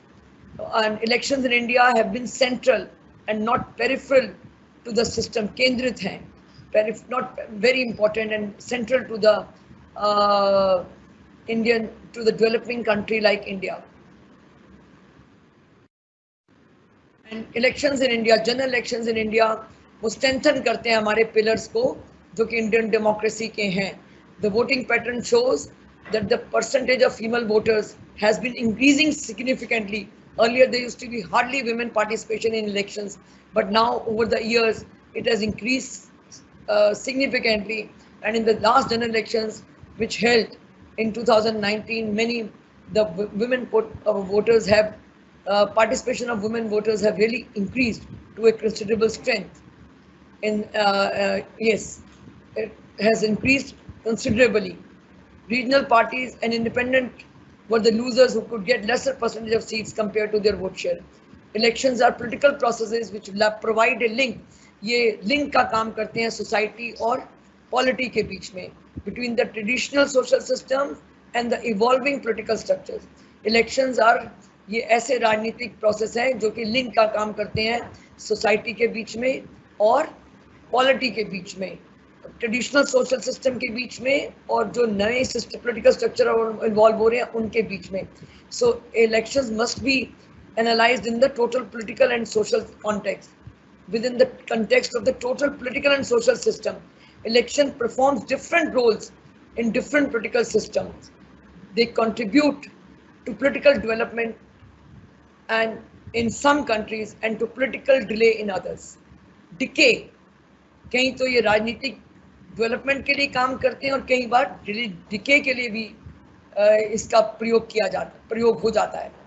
Sometimes they are used in authoritarian, that is जहाँ के authoritarian regimes हैं. It's established democracies. There are institutional procedures for system maintenance and also the instruments for sport building.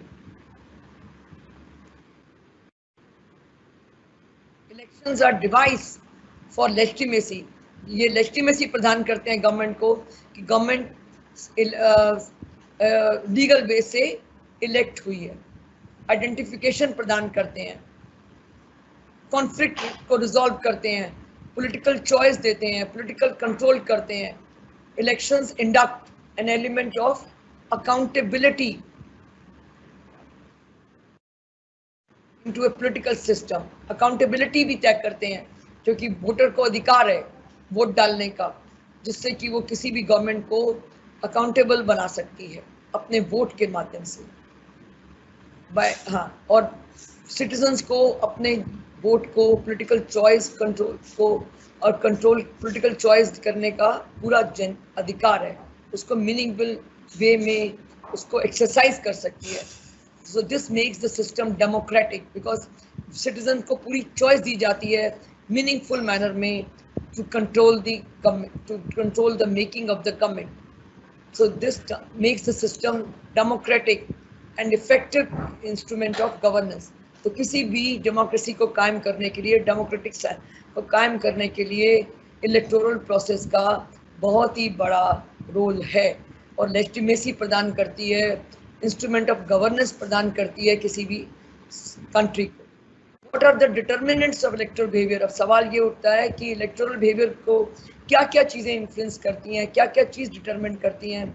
आज के युग के अंदर cast का बड़ा रोल है, धर्म का बहुत रोल है समाज के अंदर. पॉलिटिकल पार्टियां धर्म का, कास्ट का, मजहब का,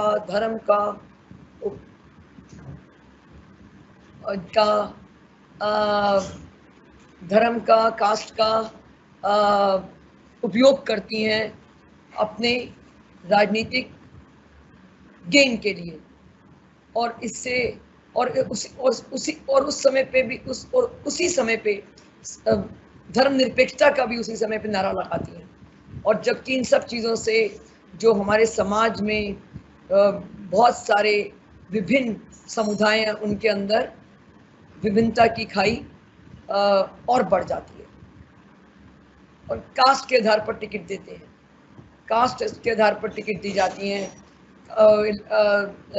राजनीतिक पार्टियां कास्ट के आधार पर टिकट देती हैं, कैंडिडेट चुनती हैं, कास्ट के आधार पर कैंडिडेट चुनती हैं, धर्म के आधार पर कैंडिडेट चुनती हैं. और जो अपर कास्ट के लोग हैं वो पुराने काफ़ी समय से पहले लोअर कास्ट को प्रभावित करते आए हैं, जबकि अब ये थोड़ा सा उनका अपर कास्ट का प्रभाव लोअर कास्ट पर कम होता दिखता है. And the caste association in India began much before independence as agents of sensitization, seeking to secure educational, service and other facilities to raise the status of their caste in social hierarchy. Or post-independence role has become much more important and complicated. Through this process, politicization of caste has reached a stage where not only is the caste regarded as one of the main issues for deciding in favor of a candidate by the voters, but caste is also one of the important variable in the distribution of tickets. सिर्फ voter ही नहीं decide करता कि किस cast के आदमी के favour में vote डालेगा. जो चुनावी प्रक्रिया है, जो पॉलिटिकल पार्टीज टिकट बांटती हैं वो भी कास्ट के आधार पर बांटती हैं. और जब पार्टी जीत जाती है तो सरकार का निर्माण, जो सरकार के अंदर विभिन्न मिनिस्ट्रियां बनती हैं, उनका भी जो चयन है, उनका भी जो फॉर्मेशन है, वो उसके मंत्री का जो चयन होता है, जो अपॉइंटमेंट होती है, वो भी कास्ट के आधार पर की जाती है।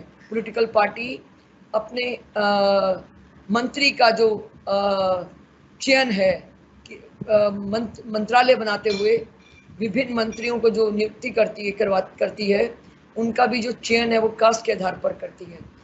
Caste connections of leaders, command over the caste men, and ability to form coalition of caste for the purpose of political gains जो है वो बहुत significant रोल प्ले करता है आज के युग के अंदर। कास्ट इज सर्कल कोलिशन बनाने में, जब एक पार्टी जब सत्ता में आने के लिए, राजनीतिक सत्ता पाने के लिए, राजनीतिक सत्ता हथियाने के लिए, राजनीतिक गेन्स करने के लिए कोलिशन बनाने में भी राज्य जो कास्ट है, जाति है, वो बड़ा सिग्निफिकेंट रोल प्ले करती है आज के युग के अंदर। सिर्फ टिकटों के बंटवारे में नहीं, सिर्फ वोटरों को प्रभावित करने के लिए नहीं, यहाँ तक कि जब मिनिस्टर्स का चयन होता है पार्टी के द्वारा सत्ता में आने के बाद, तो वो भी कास्ट को नज़र में रख के किया जाता है। हालांकि यूनिवर्सल अडल्ट फ्रेंचाइज का हमारे भारतीय संविधान में प्रावधान किया गया है, एंड दलित्स और अदर बैकवर्ड क्लासेस जो हैं उनको भी इस बार इसका ज्ञान है, and they have become conscious of their power, potential power to due to their share numerical size, क्योंकि अब दलित और अदर बैकवर्ड कास्ट भी जो हैं उनको अपने वोटिंग पावर का, पोटेंशियलिटीज़ का क्या के प्रति वो जागरूक है। Caste solidarity has acquired tremendous importance in the last few days. People tend to vote either for a party with which their subcaste is, with their caste or subcaste is identified. लोग उसी party के लिए vote करते हैं जिनके साथ उनकी किसी रूप से उनकी अपनी कास्ट जुड़ी हुई है, और उनका कोई रिस्पेक्टेड कास्ट का मेंबर उस पार्टी के साथ एफिलिएटेड, और उनका कोई रिस्पेक्टेड मेंबर उस पार्टी के उनकी अपनी जाति का कोई रिस्पेक्टेड मेंबर उस पार्टी के साथ जुड़ा हुआ है, आइडेंटिफाइड है, चाहे उनका अपना कोई उस पार्टी के साथ एफिलिएशन हो ना हो। कोई उनके अपना रिस्पेक्टेड मेंबर उस पार्टी के साथ, अपनी कास्ट का कोई रिस्पेक्टेड मेंबर उस पार्टी के साथ, जिस पार्टी के साथ जुड़ा होगा, लोग उसी को वोट डालते हैं, चाहे उनका अपना कोई डायरेक्ट एफिलिएशन हो या ना हो पार्टी के साथ। लेकिन कास्ट सॉलिडारिटी कि हम आप एक जाति के लोग आपस में बिल्कुल एकजुट होकर रहेंगे, कास्ट सॉलिडारिटी को मेंटेन करते हैं और उसी पार्टी के लिए वोट करते हैं जिस पार्टी के साथ उनका कोई रिस्पेक्टेड मेंबर, उनकी अपनी जाति का कोई रिस्पेक्टेड मेंबर जुड़ा हो। सारा सेक्युलर धर्मनिरपेक्ष के बारे में मैंने आपको हिंदी में ज़्यादातर समझाया है, और मैंने आपको इलेक्शंस के बारे में भी साथ साथ हिंदी में समझाया है, और बड़े प्लेन, अगर कुछ अंग्रेजी में भी बताया तो बड़े प्लेन शब्दों में बताया है। हाँ, यस, आपने एक बार पूछा है कि during lockdown if police beats a person can I go to court? Yes you can. हाँ, आप कोर्ट जा सकते हैं, आपको ये अधिकार है। यस, अभी यूनिफॉर्म कोड सिर्फ गोवा में ही लागू था। यस, कम्युनलिज्म है कि जब कम्युनल लोग आपस में, जब विभिन्न समुदाय के लोग आपस में लड़ेंगे तो इससे कम्युनलिज्म को बढ़ावा मिलता है, और सेक्युलरिज्म, अगर कम्युनलिज्म को समाप्त करेंगे, मैंने बताया जैसे कि, तभी तो सेक्युलरिज्म आएगा कि हम अपने विभिन्न हमारे समुदाय हैं, वो अपने भेदभावों को छोड़कर, मैंने 4 उसके लिए आपको तरीके भी बताए हैं कि पॉलिटिकल पार्टियां, राजनीतिक पार्टियां अपने राजनीतिक गेन के लिए मज़हब का और जाति का उपयोग ना करें, और मज़हब का और जाति का प्रयोग करने की नीति ना अपनाएं, और हिंसात्मक और अलगाववादी गतियों के साथ राज्य जो है वो बड़ी सख्ती से पेश आए और स्कूलों में स्टूडेंट्स को वैज्ञानिक तरीके से सोचने की क्षमता बढ़ानी चाहिए और विभिन्न समुदाय के लोग अपने अपने भेदभावों को दूर करके समाज की प्रगति के ऊपर मिलकर कार्य करें। तो अगर हम धर्मनिरपेक्ष अगर हम धर्म को नाम बीच में लाकर सब मिलजुल के कार्य करेंगे तो वही तो धर्मनिरपेक्ष राज्य होगा। और अगर हम धर्म के आधार पर लड़ेंगे तो वो कम्युनलिज्म होगा। आगे चलो।